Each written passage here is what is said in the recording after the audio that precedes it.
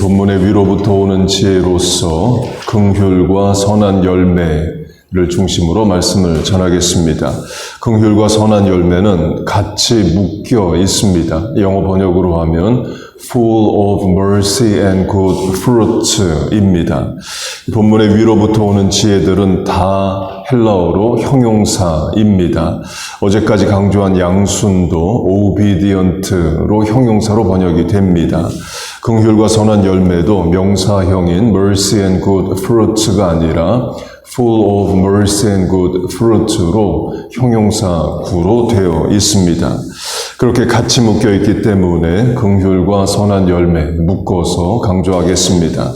이 긍휼은 어머니의 마음입니다. 신약 구약 모두 긍휼로 번역되는 단어는 다 어머니의 자궁, 어머니의 몸을 뜻합니다.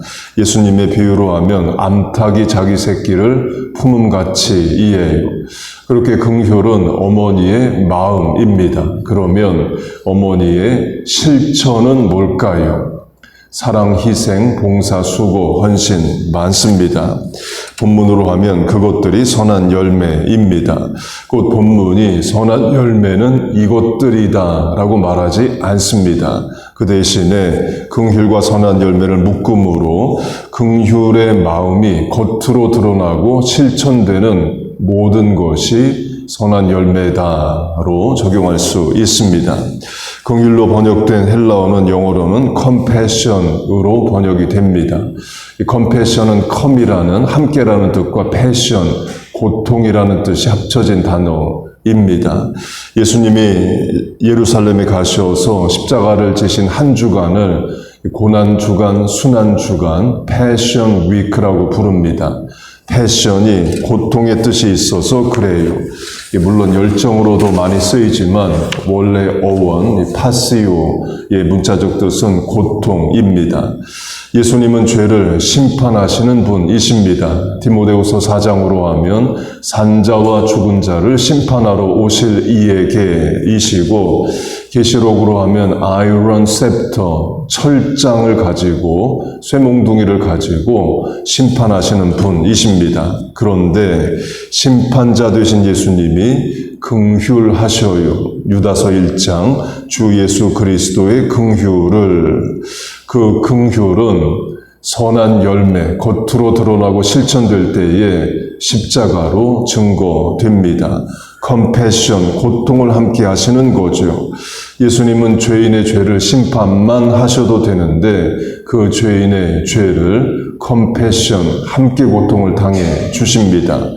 고통에 함께 하시는 그 증거가 십자가입니다. immortal, 죽지 않으시는 하나님 되신 예수님이 mortal, 죽을 수밖에 없는 존재인 사람의 몸을 입고 오셔서 mortal, 죽음을 겪으십니다.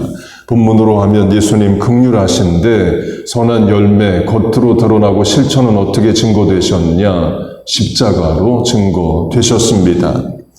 이 선한 사마리아인의 비유도 마찬가지입니다. 한 사람이 강도를 만나 거반 죽게 됩니다. 그 말은 내버려 두면 곧 죽게 된다는 거죠.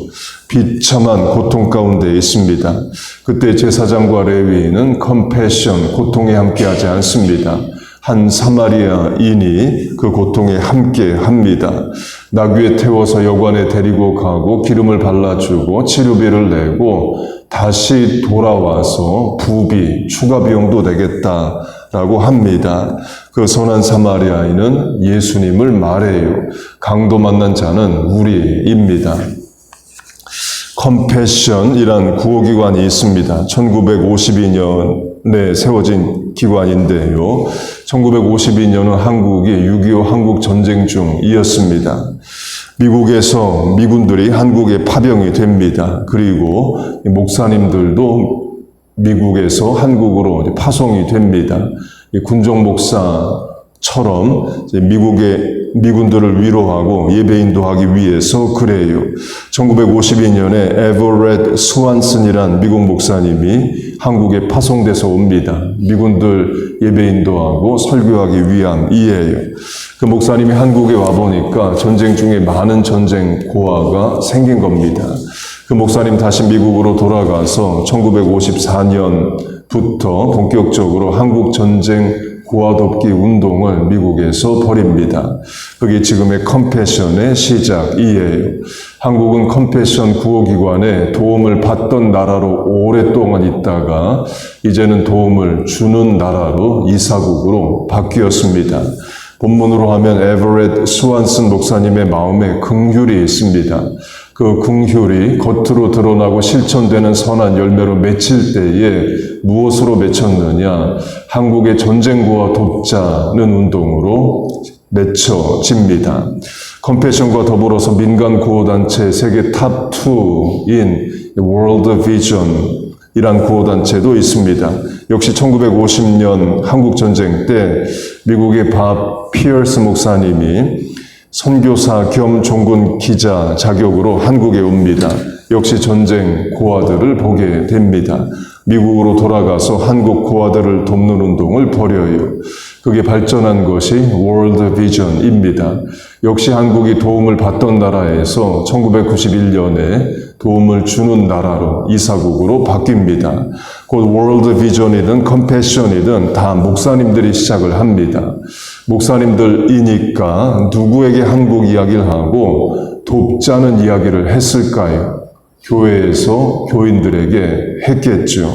그걸 본문으로 그 목사님들이 설교를 했다라고 상상을 한다면 이렇게 설교할 수 있습니다. 본문이 긍휼과 선한 열매를 말합니다. 긍휼은 어머니의 마음입니다.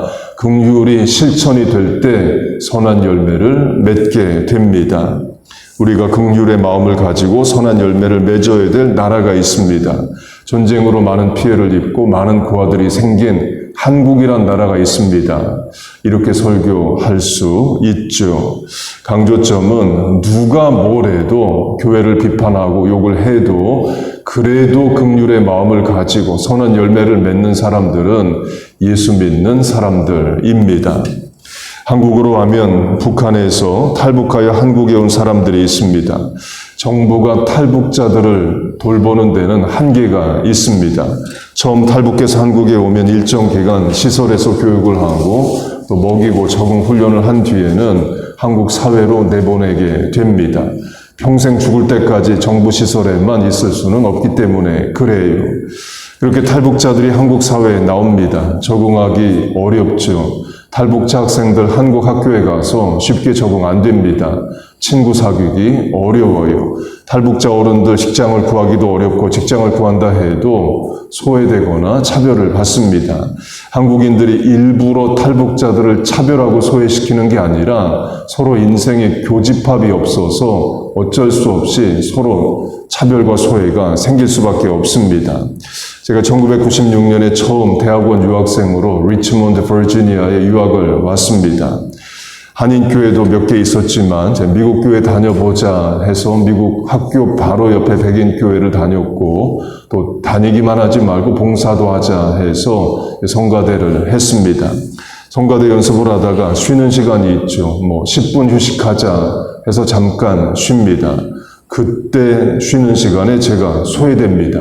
백인 성가대원들끼리 이야기하고 저와는 이야기를 안 해요. 이유는 서로 할 이야기가 없어서 그렇습니다. 그 교회 다닌 사람들은 오래 다녔고 같은 봉사하고 애들 같은 학교 다니고 구역 모임하고 기도 제목 알고 그러죠. 교회 같이 다닌 세월이 쌓여 있고 같이 산 신앙생활 또 인생의 교집합들이 있습니다. 그래서 서로 할 이야기가 많아요. 그러나 백인 성가대원과 저는 할 이야기가 없습니다. 인생의 교집합이 없어서 그렇죠. Hi, hello, how are you? 한 다음에는 그 다음 말을 서로 할 말이 없습니다. 제가 성가대 쉬는 시간에 저절로 소외가 됩니다. 만약 제가 리치몬드 버지니아에서 출생 성장 교육하고 그 교회 오래 다니고 했다면 서로 할 이야기가 많겠죠. 강조점은 탈북을 해서 한국에 온 사람들이 한국 사회에 적응하기 어렵다는 거예요. 서로 할 이야기도 없고 인생의 교집합도 없고 가치관도 다르고 사상도 다르기 때문에 그렇습니다. 그러면 한국 정부가 이들을 어떻게 하느냐? 누군가에게 부탁을 해야 됩니다. 정부가 계속 관리할 수는 없기 때문에 그래요. 누구에게 부탁을 했느냐? 한국 교회에 부탁을 했습니다. 탈북자들 교회에서 좀 맡아줘라. 교회에서 친구도 만들어주고 또 한국 사회에 적응할 수 있도록 도와주라고 부탁을 했습니다. 한국 교회가 그 일을 했습니다. 누가 뭐래도 탈북자 돕는 일은 한국 교회가 가장 크게 했어요. 민간 차원에서 북한을 지원하는 일도 마찬가지입니다. 정부나 기업에서 북한을 돕는 일 빼고 민간 차원에서 북한을 가장 도운 단체도 역시 교회입니다. 천주교, 불교, 시민단체 다 합쳐도 교회가 북한 지원한 것에 비할 수 없습니다. 한국 통계청 자료가 그걸 증거합니다. 그 한국 사회가 아무리 교회를 비난해도 그래도 긍휼의 마음을 가지고 누군가를 돕는 것은 교회입니다. 한국에 국어라는 사람들로 하면 전철안이나 길거리에서 국어를 합니다. 근데 본인들이 노래를 부르기도 하고 또 녹음된 노래를 틀기도 합니다. 제가 서울 살면서 전철 많이 타봤는데 그 많이 타본 경험 가운데 국어라는 분들은 100% 개신교 찬송가를 부르든 틀든 합니다. 천주교 노래든 불교, 찬불가든 부른 사람은 본 적이 없습니다. 그 사람들이 전부 다 개신교인이어서 개신교 찬송가를 틀고 부를까요? 그렇지 않죠. 누구 주머니에서 돈 나오는지를 알기 때문에 개신교 찬송가를 부르는 겁니다. 제가 한국에서 7년 부교육자로 있던 교회가 남산 밑에 있었습니다. 남산 밑에 명동이 있죠. 명동에 한국 천주교회를 대표하는 명동 성당이 있습니다. 가까이 있기 때문에 명동도 명동 성당도 여러 번 나갔습니다. 명동 성당 바로 앞에, 입구 바로 앞에서 국어라는 사람 서 있습니다. 그 명동 성당 입구에서 국어라는 사람도 개신교 찬송가를 부릅니다. 천주교 성당 앞이면 찬미가 불러야 되는데 개신교 찬송가를 불러요. 왜? 누구 주머니에서 돈 나오는지를 알기 때문에 그런 거죠. 누가 뭐래도 긍휼의 마음으로 선한 열매를 실천하는 사람은 예수 믿는 자들입니다. 선교도 마찬가지입니다. 해외 선교로 예를 들면 선교사들 단기 선교 팀이 외국에 나가서 평생 만나본 적이 없고 다시 만나지도 못할 확률이 높은 사람들을 긍휼히 여기고 선한 열매 실천을 합니다. 시간 들이고 또 비용 들여서 선교를 해요.